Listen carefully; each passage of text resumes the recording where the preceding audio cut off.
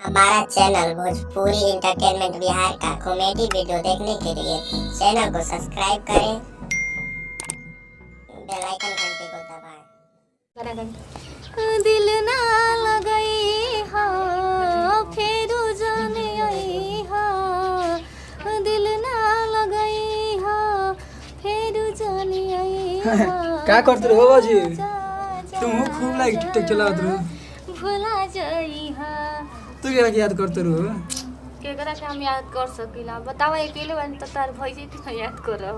भैया के कहां गन भैया? हमरा जान दो कहां बोल बड़न बोला। हम एगो लड़की से प्यार कर दूनी हो एते घरे। अच्छा त गाना वाना आप जानते हो खब? गाना अब गा के बताए पूरा कहबू तो कहानी खोल के बता दे, हम सपोर्ट करबू तब ना। हाँ सपोर्ट करम, फुल सपोर्ट रही जी। ऐसे कहे को आता नहीं, पहले हमके बताइम तब न। अरे बताई का, आप जानते बा लोग से प्यार करे नहीं। तो नाम का हा तनी नमो हमरो के बताइम कि का हो कहाँ के होई लड़की भाई। जे भी लड़के खुश नसीब हो जे हमार देवर से प्यार कइले हो या शादी करी। अब हम तारा के नाम बताई। बताई। जान तो बहुत रख माने नहीं, बहुत माने नहीं मेरा के दिल से भौजी प्यार करे ना मेरा के। अच्छा तो लगता कि हम दिमाग से करे ना का आपके भैया से प्यार।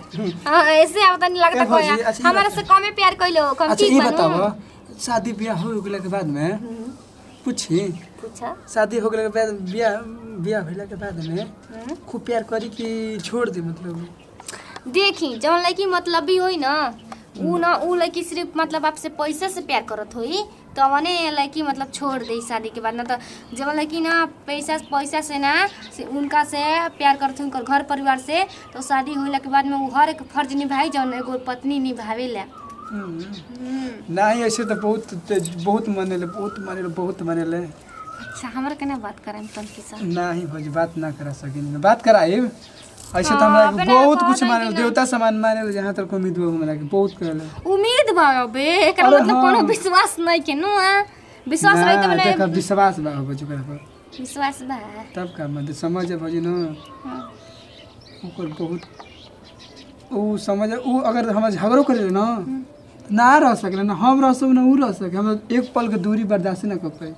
तो अभी कोई कैसे बर्दाश्त होता भाई हमारे से आके अभी आधा घंटा से तू बतियावा तोड़ा बताओ सुनो ना। अगर उ जान जाए ना कि एगो भौजाई भिजा के शर्ट के बात कइले बा तो कोई कोना देखा से जाके सटल रहा हम बोटे के में। तो मतलब जान जी का मतलब बतावेला ना एकरा से कोनो सच्चाई का मतलब ओकरा से ना कुछ बतावेला ना। उ जानतिया मोबाइलिया कहले बने कि तनी बात तीन चार्ज में। अच्छा चलो जी से कहलस ना हमरा के कि ए ओ ते वो काम करे ना कोई क्या कहती अपन घरे बता दो सदिया के शादी करे के ना, तो हम बता दिल बनी। एगो भौजी से बतेले बनी तो भौजी से मतलब कहलस उ है कि भौजी से कोनो भौजी से बता दे, तो उ ना कहलस भौजी से मतलब बता के हम कोनो जाते एगो भौजी से बता दिल बनी हो। तो मतलब तोहरे के नाम रखनी का अब बताइए नहीं कि आज बता दे तनी का बोली मतलब हम कहनी ना कि भौजी क्या कहनी जिस तरह से तो जानते रू हम वैसे कहनी कि ए हम भौजी से बता नाम बताई ना मतलब नाम बता दे तो मजे का रह जाई। हां ठीक बा। हां त का ओकर नाम होई घुरफे करी न बताई में तो लाज लागता। भौजी से बता दिल बनी घर के बगल है ना, उनसे से बता दिल बनी। का बता दिल बनी ये कहनी कि भौजी को से प्यार करेनी वो हमरा को बहुत चाहेले दिल से। हां तो भौजी जब भौजी सोचे कि मजाके कर तड़न देवर बाबू ना त का सीरियस ले वाली कैसे सीरियस हम कैसे मान जाई? भौजी कहले जानत रू आके हमारे सब कुन कहती त हमरा विश्वास नहीं होत ना अरे कुछ। मम्मी से कह दिल बनी विश्वास हाँ, कर मम्मी से कह को देले। सब बताओ तनी। अच्छा कसम कहतन त मम्मी से कह दिल बनी कितना प्यार करना जी।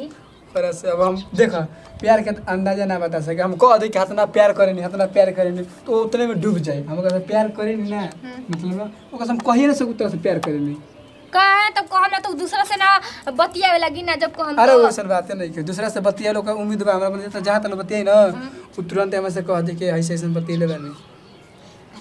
हां बता दे हे मतलब तू बार बार नवे पूछे तो हम ना ना आपके बता भैया के बता दे बिल्कुल बतिया हम त सपोर्ट हो के करम ना हमार के बड़ा मानी ना कहि ना कि देखा भौजी जौन एगो कहबी हम एगो तौन देवर करब। के एगो देवर के दिल के बात भौजाइए जान सकेली से। हां तो उहे ना कहती भौजाई माई के समान होल सन त हमें से बताई मां कि तब ना हम आपके सपोर्ट करम जी।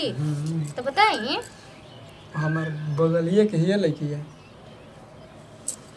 बगली के थोड़े ना मर तू खत्म बालू माने बगली में के कहां के ए बताई त घरवा के बगल बक्सर जिला की है मते अच्छा हमने के रोहतास जिले में बन जाना हम कहाँ जानते बक्सर कैमूर जिला में के हमनी कैमूर जिला में नहीं अच्छा हमने के कहीं भुला गए रहनी जब अब मतलब मती काम करत त खाना वाना बनाते मैं धुआं हां से ओका धुआं बियाह शादी हो गई भैया क्या के हमनी के बात सुन बुझा ना तो बताई अपन ऐसे ढारी खोजलाती तिले हाथ खोजलाती ना कि मने बढ़िया से बताई देखा हमरा बताओ तुम बढ़िया से बताई भौजी समझ ना वो बहुत प्यार करला हमरा से हम कोई हाली कह देनी है बतिया हमरा से अच्छा शादी करम ना ओकरा से प्रॉमिस में भौजी हां हमने प्रॉमिस के ले जा देख पहले आइल हमारा लाइफ पार्टनर में आई कैसे कैसे कैसे प्यार हुई पहले फ्रेंड बनल फ्रेंड से फिर लाइफ में आइल ना और लाइफ में वाइफ हो गई लाइफ में आके वाइफ हो गई समझ अब कितना वो नस नस में समा गई अच्छा नस वैसे नसीली है ना नस नस में समा गई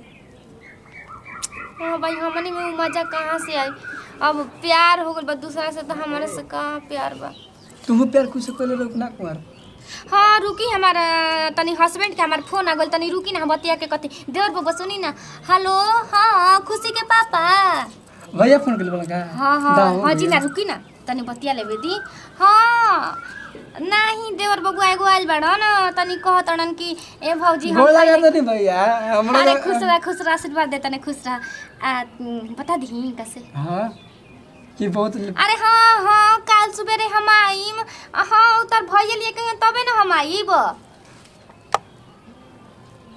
हाँ ठीक बाटे बुची हम तनी ना तनी बिजी बानी हो तनी देवर बबू आइल बानी लबतिया हां भैया गोला का तनी ए भैया हम शादी ना करे बा भौजी से कहत ने भौजी हम शादी करावे को ढेर ना बतिया जाला ठीक बा ए भैया बाद में फोन करिया काटे हां ये मुझे भैया बड़ा ना सपोर्ट करता ना कहत ना कि तू साला बात कहत ना तू साला बता दे ना तो केनियो ब्रह्मांड में लुका लू ना बस एगो नामवा जान जी कि कौना लड़की से प्यार करना तू सब बता दे कहत तू बहुत बदमाश हो गेल वाले हां तो का कहन माने छोट भाई के होई सही बोला और नाम के नाम मनानी भैया के बात देखा बहुत देखा ऐसा हमारा ओकर कहानी बनाए ये कोई ना कि हमारे नामवा ह तो उसे धरे में लाज लगता हां हम पकड़ ना लेनी हम जानते नहीं कि अरे नहीं हवा से भइल भौजी हमारा प्यार हो ई कहीं कि हमारे से प्यार हो गइल बात झूठिया मुठिया के अब नमस्कार प्रणाम हम लोग हम सिंगर नेहा सिंह ये है कृष्णा राज और हम लोग का ये कॉमेडी मतलब आप लोग को अच्छा लगा होगा तो लाइक शेयर कमेंट जरूर कीजिएगा ये मतलब एंटरटेनमेंट खातिर ये सब हम लोग वीडियो बनाए हैं नमस्कार प्रणाम हम सिंगर नेहा सिंह ये हमनी के अपन टीम बाटे वीडियो बनावे के कोनो खास अथु ना रहे संदेश हमनी के वीडियो एंटरटेनमेंट खातिर बनैले हैं जा घर पर भी हमेशा होश रहेला के पति बाहर चल जालन त उदास रहेला घर अंगना त देवर लोग रहे ना जता मतलब हंसी खुशी सब आंगन मतलब भर भर रहेला कुछ के कमी ना बुझला ऐसे अगर हमनी के वीडियो आप लोग के अच्छा लगल तो लाइक शेयर कमेंट जरूर करब जा बाय बाय।